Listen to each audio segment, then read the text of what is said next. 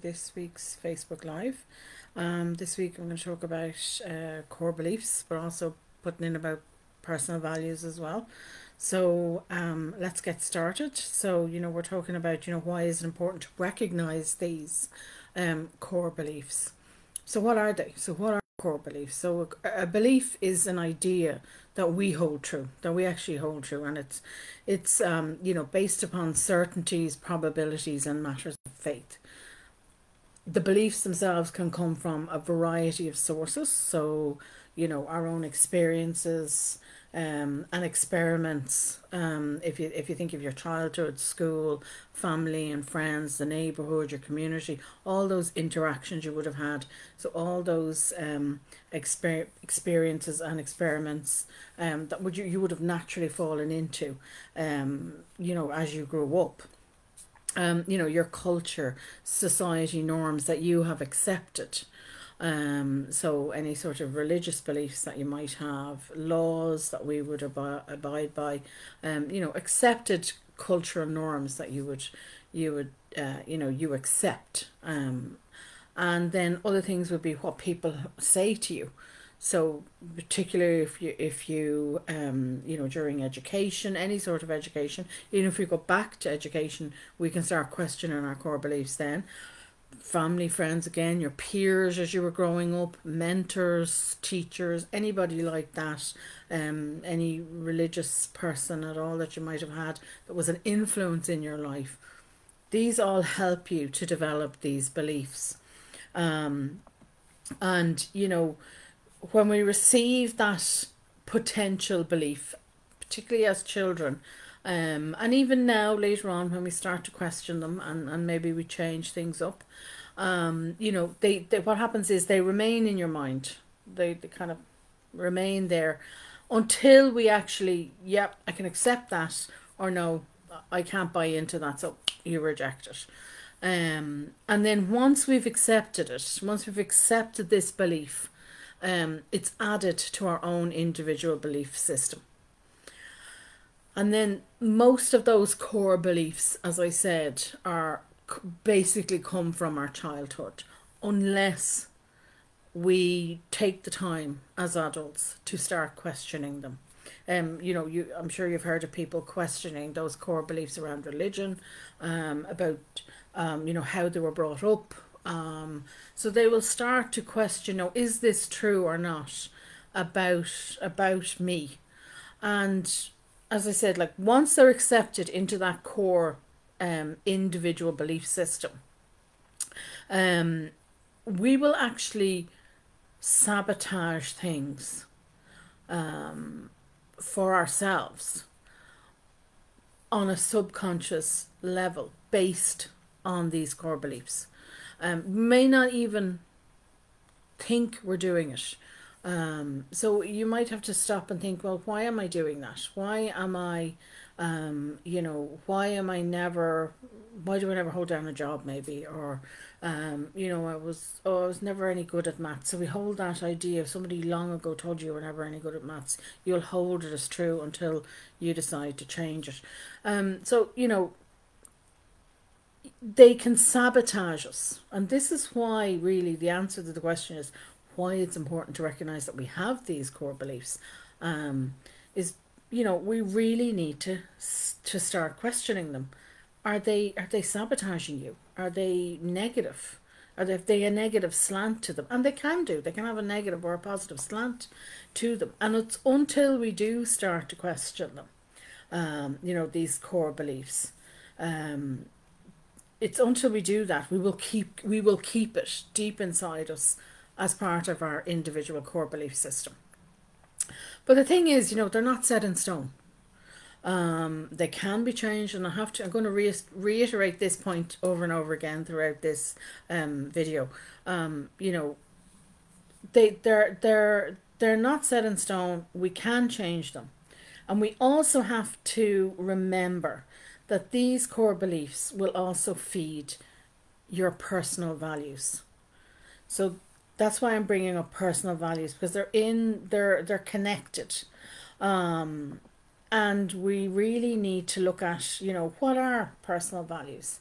these are values that we hold important. They're important to us, just like our core, they'll come out of the core beliefs. They're general standards by which we will order our lives and make choices. So this is important. It's really, really important. We'll categorize them. So you could have a value around family, you could have around career, success, happiness, wealth, health, etc., etc., etc. But these values, these are the ones that help us make clear, rational, responsible, and consistent decisions about every area of our lives. So, you know, we have the core beliefs and then we have the personal values. So examples of the, you know, the values here would be, you know, loyalty. Friendship might be a high value for you. Compassion, honesty, kindness. These may be, and there's a whole host of them. You can Google values and you'll come back with lists of values that you can have a look down through and say, you know, is this for me or isn't it? Maybe it's a higher value than some of the other things. So, you know, just like core beliefs, and this is important to remember, just like core beliefs, not everyone will have the same values as you in life.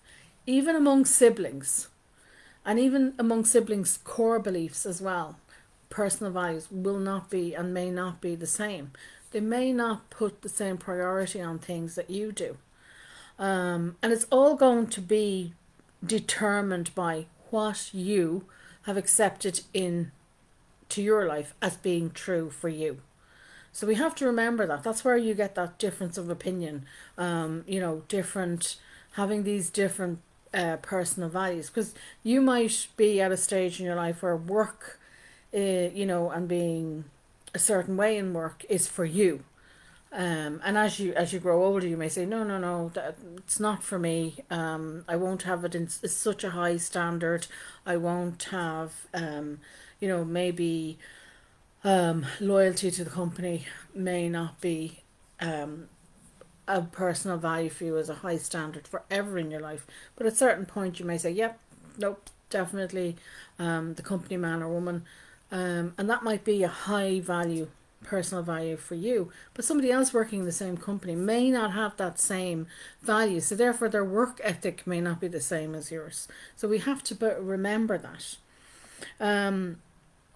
The other thing we have to remember too is our core beliefs dictate our reality, and this is very important because, you know, your core beliefs and your values impact your behavior, how you are going to behave in different areas of your life.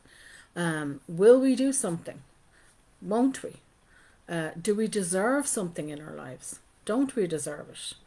And as I said, you know, core beliefs can be negatively inclined and therefore can keep us trapped and doing things that are not in our best interest. And this is why it's important that we know what they are and recognize, is this working for me or isn't it? So, you know, think about the people pleasing, the perfectionism, the procrastination, all or nothing thinking, or any other cognitive distortion. That cognitive distortive way of thinking that you have is all going to be led by a core belief. There's going to be something underneath driving that. And it can be very negatively slanted and not in your best interest. So our thinking, our emotions, our reactions are all going to be connected to that inner world that we have of core beliefs and values. And as I said, the values are going to be driven by the core beliefs as well. So whatever is happening inside us, in that internal world, is going to dictate the external, our external world, our external reality around us. So our relationships, our goals, our desires, etc., are all connected back to those core beliefs. And this is really why it's important we stop and analyze them at times, and maybe reach out for help and look at them. And as I said before, and I'm going to reiterate them, they can be changed. It is and it can be hard work to do that. But the first step, as always, is to recognize them. And that can be quite overwhelming because, they cover so much of our lives, so many areas in our lives. But we have to ask the question, which core beliefs, what are they? Sometimes we're not even aware of them. And we have to take time to take a step back and start to pay attention. Which core beliefs are working for me and which ones need to be changed. And this takes time and patience. It's not core beliefs are not an instant fix, unfortunately. We do need to take that mental step back and really start to pay attention to what is going on in your life, in different areas of your life. Pay attention to your thoughts, your feelings, physical symptoms that you get in different situations, your behavior. Are you reacting to something? Are you being proactive, which is much healthier in how you respond to something? That's a good way to determine and help you examine what areas of my life is something going on in. And therefore, what's my core belief around that area of my life? Maybe there's something underneath altogether that's driving everything in your life. And also looking at, who are the people in my life? Am I attracting negative vampires into my life? And in different areas, how do I react to different people in different areas of my life? What support system do I have around me? Is it positive? Is it negative? All of these, again, will be all driven by your core beliefs. And we really need to start questioning things up. How we do things, how and why we react to certain situations the way we do, why we always seem to, maybe you're a people pleaser, maybe you're a perfectionist, a procrastinator, maybe, you've been playing the march, maybe you're codependent. Why do I always attract addicts in my life? You've got to stop and think, well, what's going on internally in that internal world? Why do I do certain things in a certain way? It is all part of who you are. And as I said, it can be, negatively slanted. So this is the negative slant ones is what we're trying to look at. Why do I interact with certain people? Or is there a certain people that trigger me? So, this can be a difficult road to go down and start questioning, that deep core value about yourself and all the aspects of your life. And it's one reason why I say, when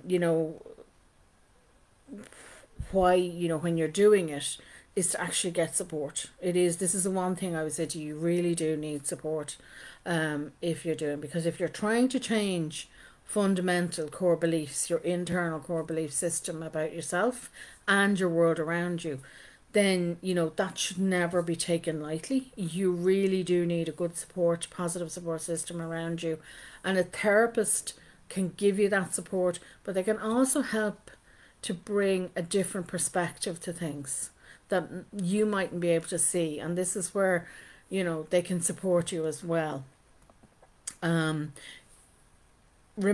Please remember, nothing is set in stone.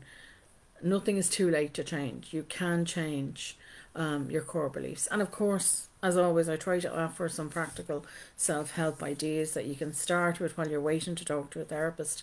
Meditation, always good. And meditation, for the reason, doesn't matter which meditation you do, it's part of yoga or Tai Chi, it doesn't matter.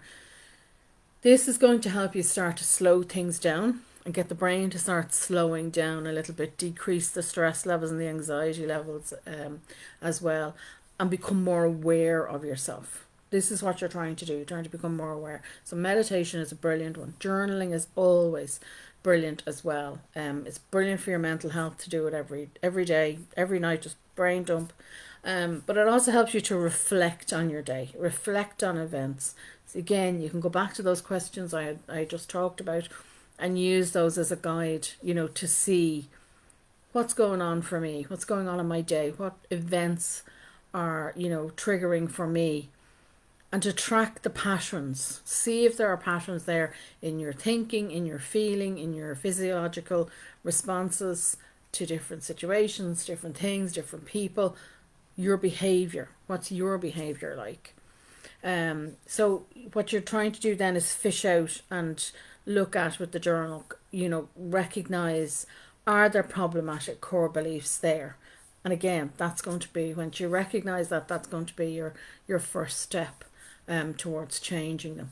A review of your boundaries, and I've talked about this even just recently, what types of boundaries you need, different areas of your life.